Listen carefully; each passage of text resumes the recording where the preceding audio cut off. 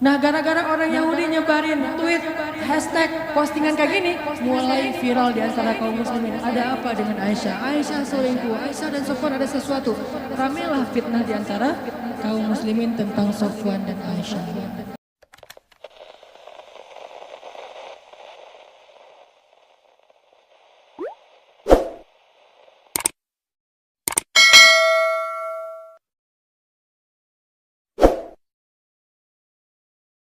Orang yang dibela sama Allah Subhanahu wa taala itu Aisyah, istri Nabi SAW, yang dijuluki dengan dua panggilan Aisyah. Yang satu panggilannya Humairo. Apa arti Humairo? Kalau lagi malu wajahnya merah. Pernah ngeliat cewek wajahnya merah? Pakai gitu ya. Kalau Aisyah itu bukan karena dia make upan, memang wajahnya merah kalau lagi malu. Kalau Nabi muji-muji Aisyah, malu merah. Malu pakai ngomong. Itu mah saya. Aisyah Humairo, wajahnya kemerah-merahan. Saking putihnya Aisyah, Abu Bakar itu kan orangnya putih, makanya anaknya juga kenapa dipanggil Abu Bakar? Padahal bukan nama aslinya, itu Aka lah ya, S non S gitu. Aka Abu Bakar. Kenapa dipanggil Abu Bakar? Abu Bakar itu artinya bapak yang punya anak perawan yang cantik-cantik. Aisyah, Asma, itu cantik-cantik semua tuh. Makanya bapaknya dipanggil Abu Bakar.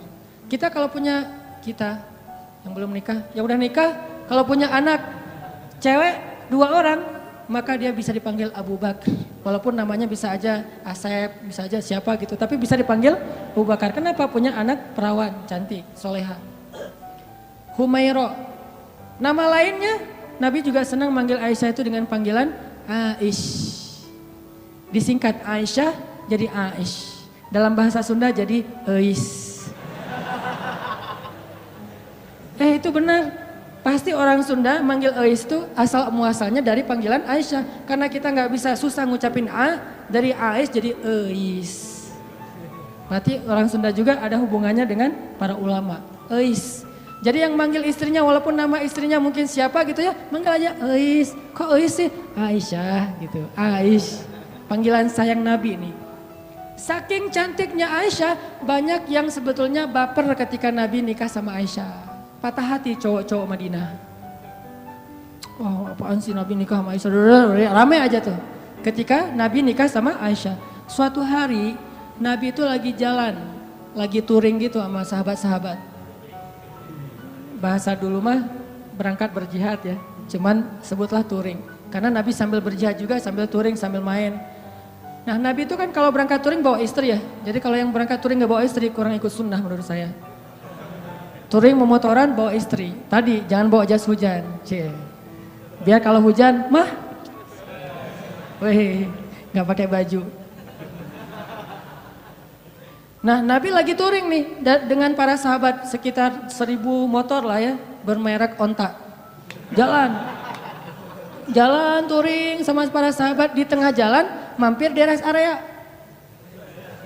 Kan panjang nih perjalanannya, ada rest area, ini kayaknya rest areanya bagus, masjidnya gede gitu ya, ada KFC segala macam lah bisa makan di situ, ada tempat ngopi. Mampir tuh di rest area, pas lagi mampir di rest area, Aisyah kan dia naik kendaraan yang tertutup. Onta di atasnya ada kayak tandu gitu ditutup khusus buat cewek biar nggak kepanasan. Kalau yang cowoknya naik onta yang terbuka.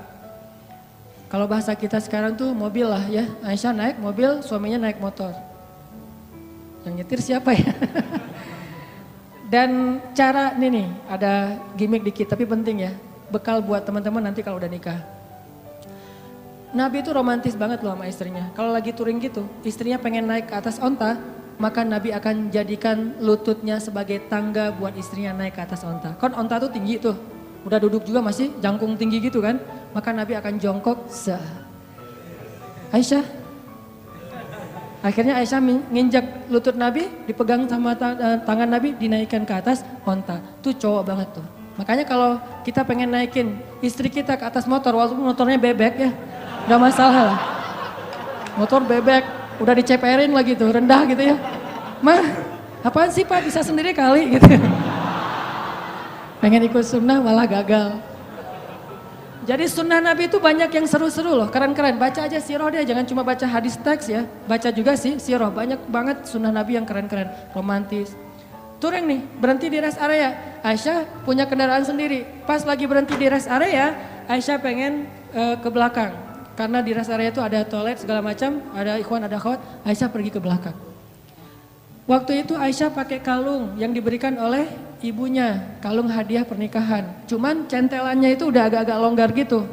Pas lagi ke belakang, balik, baru sadar pas dipegang di dadanya, oh kalung saya jatuh hilang. Akhirnya minta izin ke Nabi, ya Rasulullah, kalung saya jatuh udah dicari-cari dari tadi nggak nemu. Tolong cariin dong. Akhirnya Nabi pun nyari, nggak nemu, mengerahkan para sahabat nyari. Sampai akhirnya nemu pas udah malam. Berhentinya sore, waktu asar sampai sunset, sampai udah malam, akhirnya mereka baru nemu tuh kalung. Karena udah kemalaman, Nabi pun memutuskan ya udah kita bermalam di sini deh, nggak usah ngelanjutin perjalanan, berhentilah sahabat di situ. Karena rest areanya nggak terlalu besar dan airnya sedikit, akhirnya pas waktu subuh mereka tidak cukup air, nggak bisa berwudu untuk sholat subuh. Mulailah muncul desas-desus, mulai muncul lagi tweet di antara para sahabat. Ada yang pertama nge-tweet akhirnya pada repost, jadilah viral. Apa tweetnya? Ini gara-gara Aisyah nih. Kita nggak bisa sholat subuh, nggak punya air gara-gara Aisyah. Hashtag gara-gara Aisyah, sebar. Wah pada sebel sama Aisyah, ini gara-gara Aisyah. Benar ya gara-gara Aisyah sih, masalah kalung aja kok rame sih, lama-lama amat dan seterusnya. Kalung mah bisa beli lagi nanti di Madinah, rame aja di antara sahabat. Gara-gara mereka rame, turunlah ayat tentang tayamum. Itulah cerita di balik ayat tayamum di surat Al-Maidah. Kalau kalian gak menemukan air, maka berwudulah dengan cara tayamum dengan debu-debu yang bersih. Diajarin sama Allah tekniknya, tutorial tayamum. Itu jelas tutorialnya di satu ayat. Setelah ayat itu turun, sahabat-sahabat mulai tweet yang baru. Gara-gara Aisyah tapi keren, mulai pakai jempol emotikonnya. Tadi gara-gara Aisyah emotikonnya cemberut, sekarang gara-gara Aisyah jempol emotikon tersenyum. Gara-gara Aisyah akhirnya kita punya keringanan fikih dalam berwudu yaitu tayamum. Berkah Aisyah. Paginya Aisyah, wah rame aja. Asal lewat Aisyah gitu. Pada respect gitu kan sama Aisyah gara-gara dia turun ayat. Jalan lagi nih, kan touringnya jauh banget tuh, lintas Pulau Jawa kan ya, jauh banget lah pokoknya. Jalan lagi, ada rest area, berhenti lagi.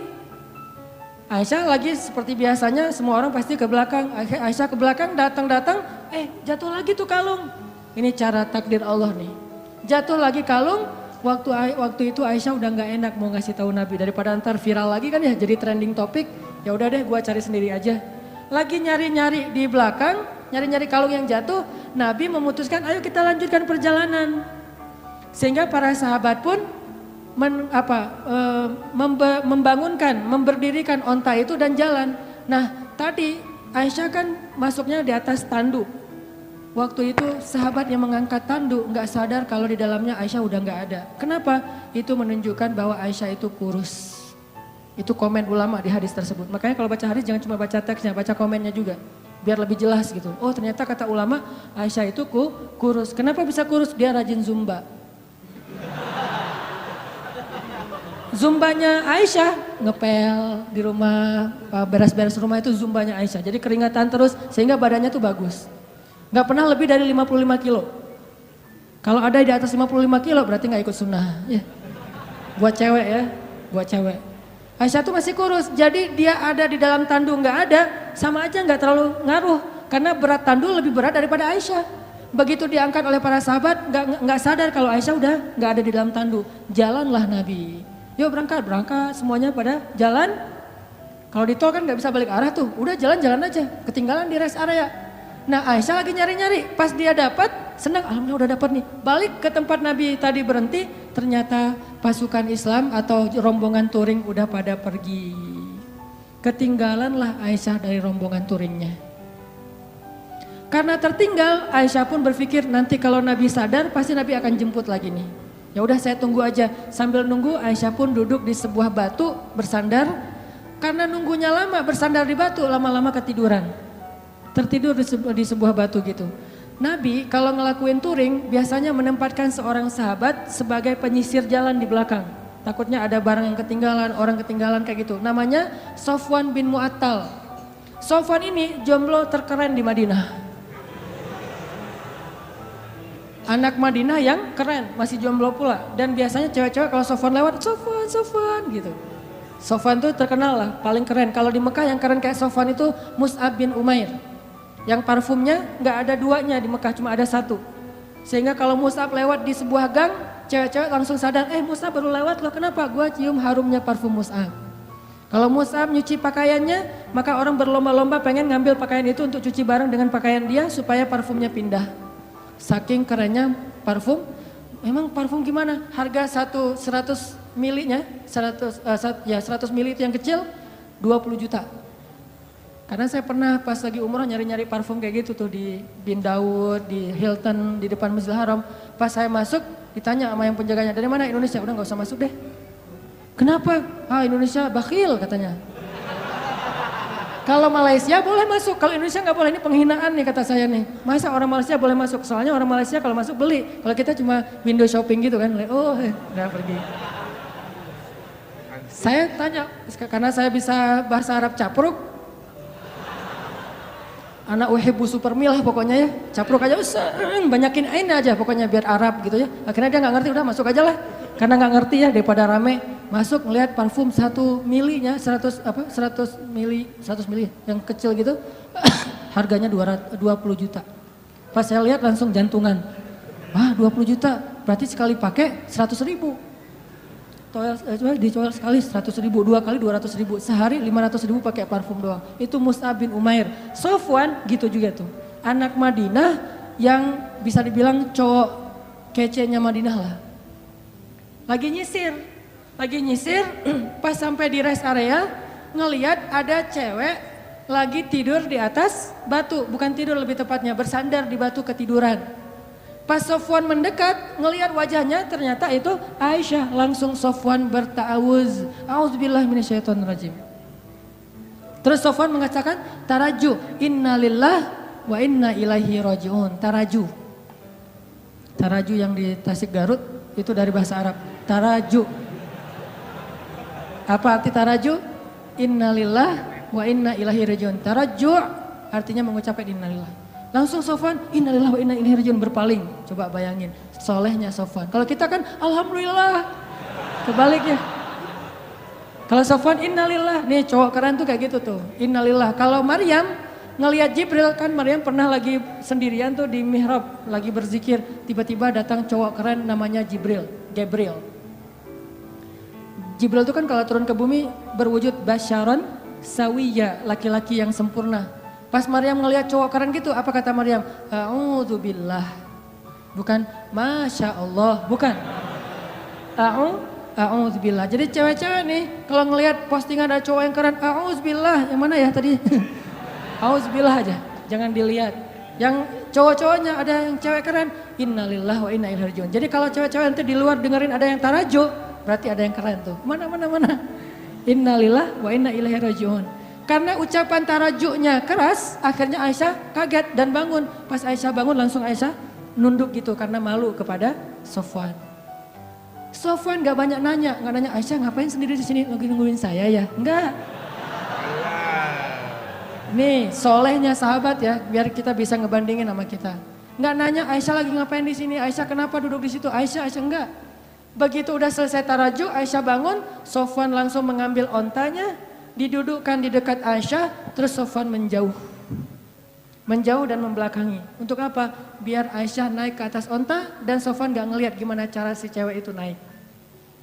Kalau udah nikah romantis banget, kalau belum nikah terjaga banget. Tuh bener-bener orang-orang yang luar biasa.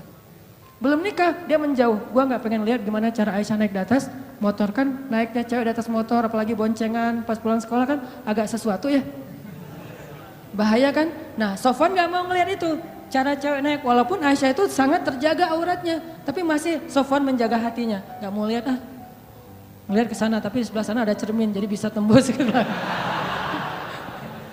Nggak ngelihat, kalau di mall kan suka gitu ya, buang muka gitu ke arah cermin, biasa bisa ngelihat dari sebelah sana. Bukan pengalaman ya. Pernah. Nah, Akhirnya Sofwan menjauh, membelakangi Aisyah. Dalam durasi kira-kira si cewek ini udah selesai naik ke atas unta. Begitu udah selesai, Sofwan datang ngambil tali kekang unta dan ditarik. Untanya berdiri jalan. Sofwan jalan kaki di depan, Aisyah naik di atas unta. Itu cara paling bagus boncengan. Jadi jangan dibonceng gitu. Apalagi ini ojek-ojek online ya. Kalau yang ordernya cewek, Neng, naik Neng. Kita mah gak usah naik ke atas motor, di samping aja dorongin motor. Kenapa Mang kok gitu caranya? Sofwan. Sofwan itu siapa? Gak pernah ikut talim ya. Makin sombong ya, makin ria. Sofwan narik tuh tali kekang onta, Aisyah di belakang. Gak pernah sekalipun Sofwan menoleh ke belakang. Aisyah butuh sesuatu? Enggak. Atau mungkin bisa miss call kalau ada apa-apa. Ini nomor saya modus. Gak ada sama sekali. Aisyah gak diajak ngobrol, Aisyah kenapa tinggal sendiri dan segala macam. Enggak sama sekali. Diam sepanjang perjalanan sampai di Madinah.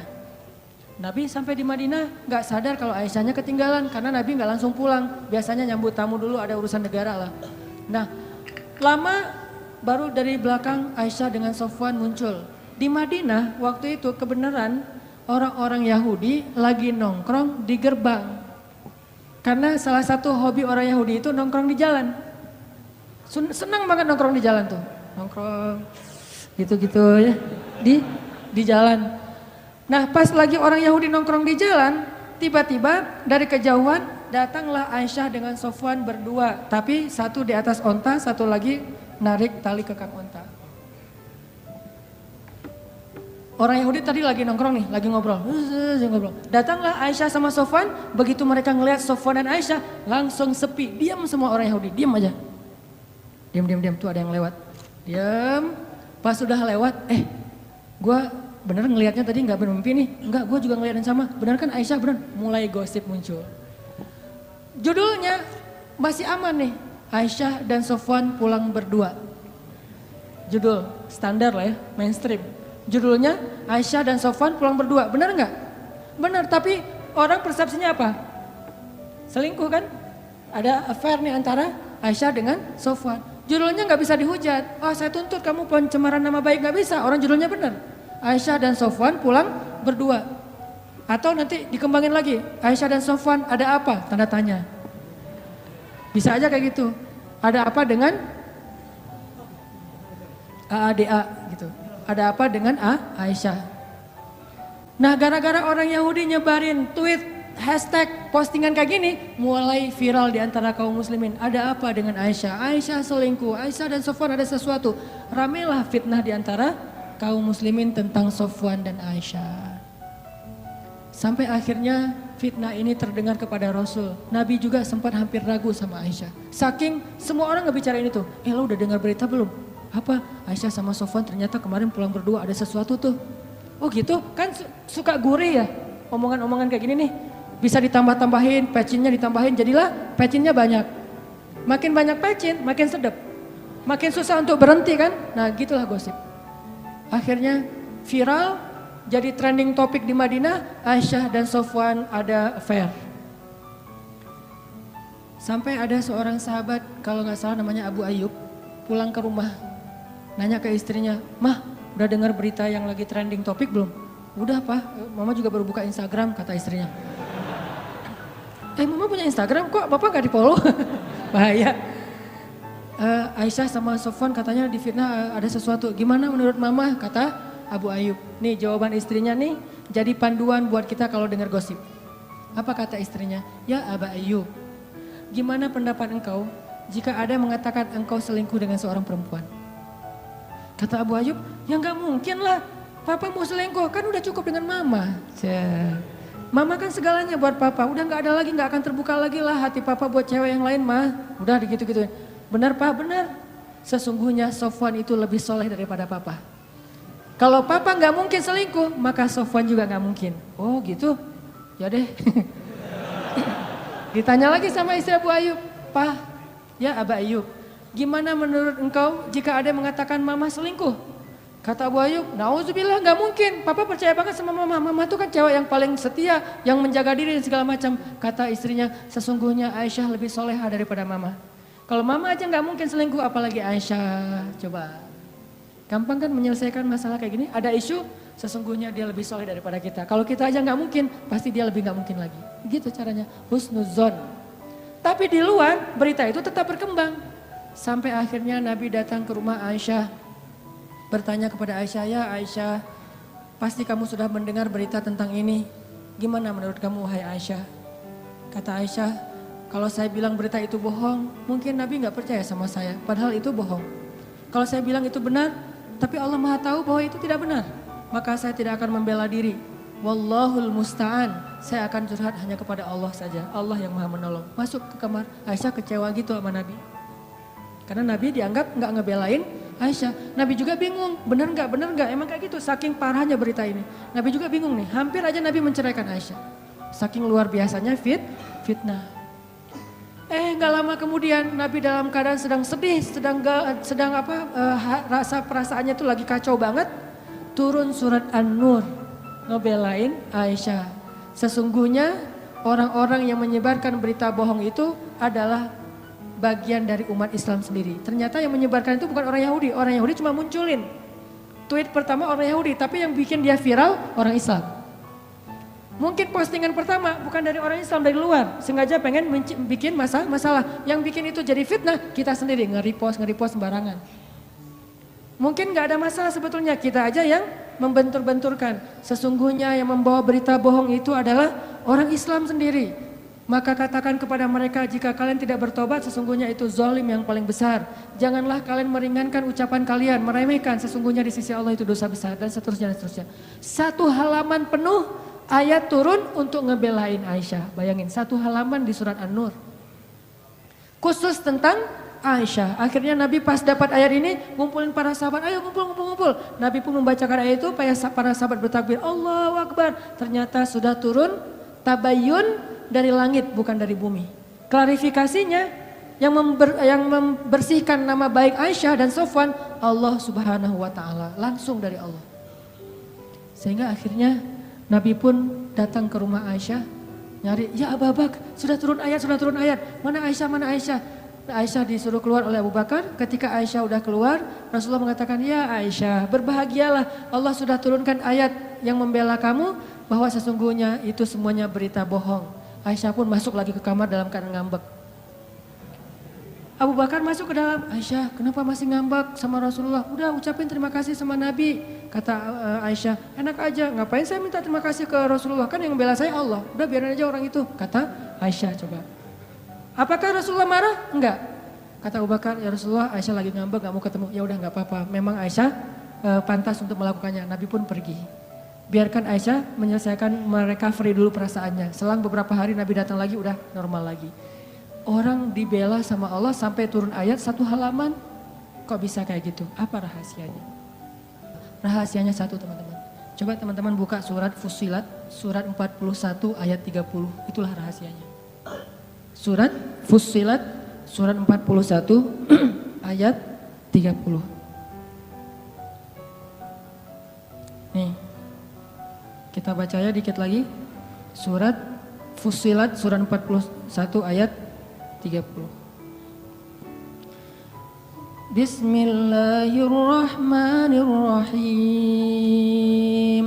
Mangga.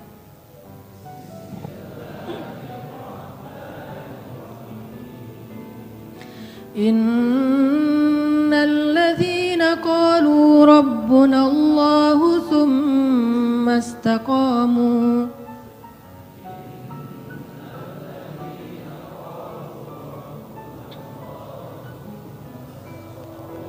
تتنزل عليهم الملائكة ألا تخافوا ولا تحزنوا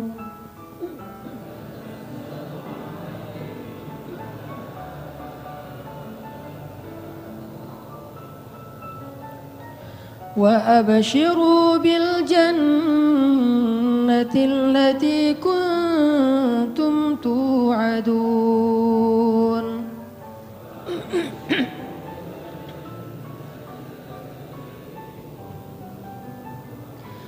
Nahnu awliya'ukum fil hayatid dunya wa fil akhirah.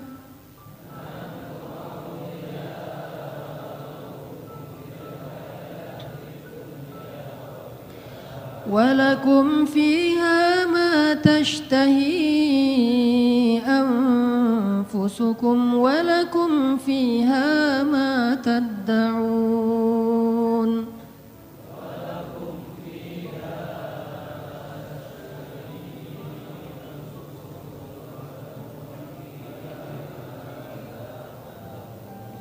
Sesungguhnya orang-orang yang berkata Rob kami adalah Allah, kemudian mereka berkomitmen istiqomah, maka turunlah kepada mereka malaikat-malaikat secara berbondong-bondong dan mengatakan, janganlah kalian takut, janganlah kalian khawatir, bergembiralah dengan surga yang telah dipersiapkan untuk kalian semua. Kami adalah pelindung-pelindung bagi kalian dalam kehidupan dunia dan dalam kehidupan akhirat. Di sana, di dalam surga, ada hal-hal yang kalian sukai, dan di sana juga ada apapun yang kalian minta. Ini rahasianya. Istiqomah. Arti istiqomah, 1 komitmen, 2 konsisten. Sehingga kata Allah, tatanazzalu alaihimul malaikah. Sebagaimana Jibril turun untuk ngebelain Hafsah. Tatanazzalu alaihimul malaikah. Sebagaimana Jibril turun membawa wahyu untuk Aisyah. 2 kali, 1 ayat tayamum, 2 ayat untuk membela fitnah terhadap Aisyah. Tatanazzalu alaihimul malaikah. Nahnu awliya'ukum. Kami yang akan ngebelain kalian, yang akan ngelindungin kalian. Siapa kami? Allah Subhanahu wa taala yang kemudian menyuruh para malaikat untuk ikut serta membela dan melindungi orang-orang yang Allah bela. Siapa mereka? Orang yang istiqomah. Makanya terus aja on the track, jangan sampai kita melenceng. Kalau terlanjur melenceng langsung balik lagi. Melenceng langsung balik lagi, cara baliknya dengan taubah dan istighfar, hijrah. Kalau kita istiqomah, nanti suatu saat setelah istiqomah kita diakui oleh Allah, disahkan, Allah udah ridho, oh ternyata benar kamu istiqomah, maka Allah Subhanahu wa taala yang akan membela kita, bukan manusia. Allah sendiri yang bakal ngebelain kita.